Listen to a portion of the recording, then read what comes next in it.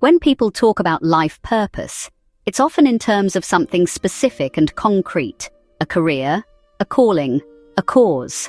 We're taught to search for that one thing we're meant to do, as if purpose is a single thread we need to find and follow. But over the years, I've come to see purpose differently. At its heart, I believe we all share the same essential life purpose: to become the fullest, truest version of ourselves, to grow into who we already are at the deepest level, to live with integrity, aligned with our values, and in a way that brings meaning, not only to ourselves, but to those around us. In other words, our shared life purpose is to become most fully ourselves, to self-actualize. But here's the key.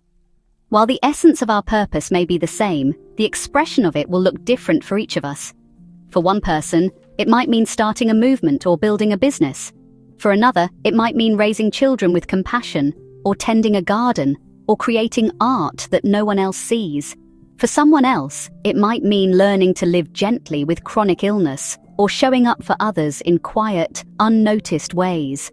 None of these expressions are more valid than the others. Each one is a unique and authentic unfolding of the same deeper purpose: becoming more fully ourselves. Much of the messaging around life purpose focuses on doing something outwardly impressive. But when we define purpose solely by outcomes, especially visible or material ones, we risk missing the point entirely. Living with purpose doesn't always lead to success, recognition, or ease. In fact, it may lead us away from conventional success altogether. For me, living with integrity has meant making choices that go against the mainstream, choosing part-time work to make space for reflection and creativity, and letting go of some of the things our culture sees as milestones, like home ownership or financial freedom. Yet these choices have allowed me to live in closer alignment with what matters most to me, and that, to me, is the very definition of purpose. The term self-actualization often conjures up an image of arrival, as if one day we'll finally become our best self and stay there. But in reality, self-actualization is a process.